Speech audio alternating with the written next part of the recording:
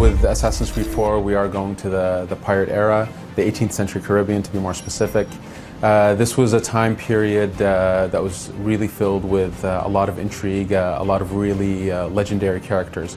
And with every AC, we always try to transport players into a time and a period that was a key moment in history. We love going to places where we know players will never actually be able to visit time-wise and physically, perhaps.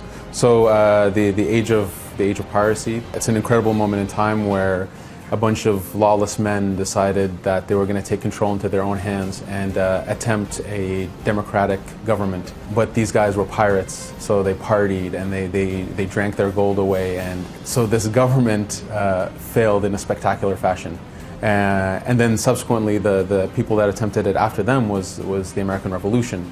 So we wanted to tell the tale of an attempt that failed, where AC3 was an attempt that succeeded. It is a pirate theme. It is 18th century. It is about these people that existed who were pirates.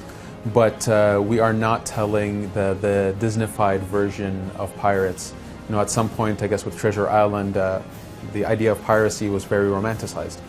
And we felt as a dev team that there was this really incredible opportunity to tell the actual you know, the realistic version of it, the very gritty version, you know, for lack of a better term, I'll say the HBO version of pirates. We see that there is this opportunity that exists out there. No one's done it. So this is the tone we're going for, something that's much more gritty, much more authentic.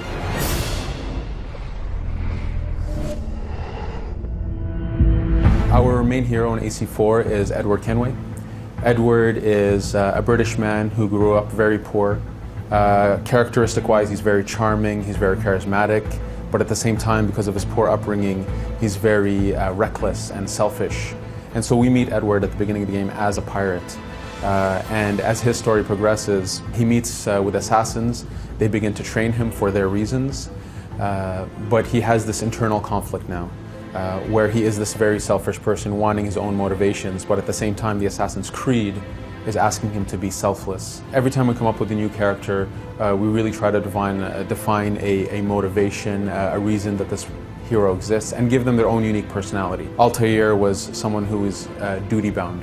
Ezio was someone who's very much more flamboyant and extravagant and a charmer. And of course Connor is much more of a quieter figure who is much more tough and had a different perspective on life than Ezio. And he dealt with things in a much darker way, and that was his personality that was created for him. Again, Edward is a brand new personality. He is very charismatic, so he does talk a lot. He is very big with his actions, but he's also selfish and reckless. And so this gives him a really unique twist to his personality. And again, because he begins the game as a pirate, his transition into the Assassin Brotherhood is really different than the previous Assassins of the series.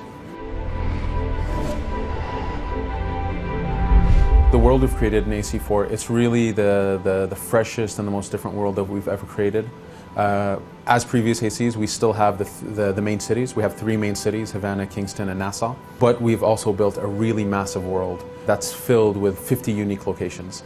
And the way the players travel through this world and the way they interact with the different things is really different than previous ACs. For example, as you're driving the Jackdaw, your ship, when you see a beach, we want players to, if they feel like it, let go of the wheel, jump in the water, swim to that beach, do their thing, and then come back, without ever having a break in the pacing or in the immersion. This is really important for us because, again, it gives credibility to the world. It makes you feel that this world does exist. Every element in it is integrated properly, and that this world is really beautiful and stunning, but it's also logical and credible. AC3 built a very incredible, exciting new system for naval combat, something unseen in gaming before. But we really saw this as a tease. It was a tease to a bigger system. And so we've taken this and we've built on this strength, really going deep on more enemies, different types of AI, new weapons, a really deep progression system on the Jackdaw. It's a ship that you need to customize and you need to upgrade and give it new weapons. You need to take care of its crew. Edward himself can be upgraded. There's a big progression system around Edward himself, and the hunting system and the harpooning activity actually, which is the hunting in the sea. These two systems feed into the progression of Edward as a hero. Edward can carry up to 4 pistols. You start the game with 1, and then you need to upgrade to be able to carry the 4. You can shoot 4 back to back, you can shoot 2 or 3, and it actually changes your combo in a different way. The stealth element, we want stealth to be a viable component, a viable gameplay for players. So we've been working really hard on having new gameplay ingredients, a simplified detection system so that the rules of being detected are much easier to understand and have stronger feedback. For example, the jungle is a very stealthy environment. You don't have to play in stealth, but good luck not playing in stealth. There are enemies and dangers that really incentivize you to be stealthy. The split between the naval and the land, in the missions, in the main path, it's about 60% land missions, 40% naval. But just to be very clear, we do not see this game, and we don't want anybody playing this game to see it as a game that's a sea game with land maps that you load into. It's the Caribbean, it's one world. Our mission structure is much more open-ended. People loved the assassination setups from AC1, and we wanted to have this ideology back in the game. The idea that we give you a simple objective and you use whatever tools and mechanics you have at your disposal to accomplish this goal. So there's a lot less hand-holding in the missions. It's really giving basic objectives, simple objectives, and then as a player you do what you want to accomplish that. The present day of Assassin's Creed 4, it follows up on the end of Assassin's Creed 3. Where we pick up, it's 2013. So reality now and the present day from the game have merged. So we've taken this opportunity to actually have the player more ingrained into the narrative, the player themselves be part of the story. So the new present day hero is you, the player. And you are someone that is hired by Abstergo Entertainment, which is a subdivision of Abstergo Industries, the Templar company, to use the Animus. And this is something, again, that's been updated in the stories, that the Animus technology has progressed.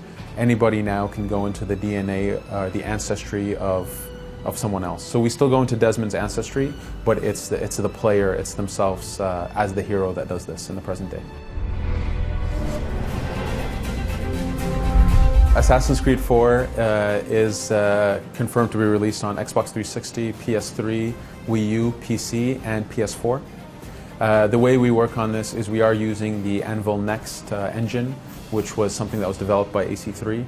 The Anvil Next was really meant for next-gen technologies, and it had the ability to also work for current gen. So we are working in one engine. Right now as a dev team, we are really focused on AC4, the core experience of Assassin's Creed 4. But for sure, every console is going to have its own intricacies and its own feature set. So support for the different controllers, support for the various features, announced and unannounced. And the technology we have is built to do this. Assassin's Creed 4 specifically, we do have a team of programmers and technical artists that are exclusively working on the next-gen element of the game. We are simultaneously working on current-gen and next-gen. We do want to be very friendly with people who are new to the franchise. AC3, from this perspective, was very successful. It brought a lot of new fans to the series, and we want to continue this progress. So we do teach the systems, but again, we try to do it in a fun way, in a really interesting way.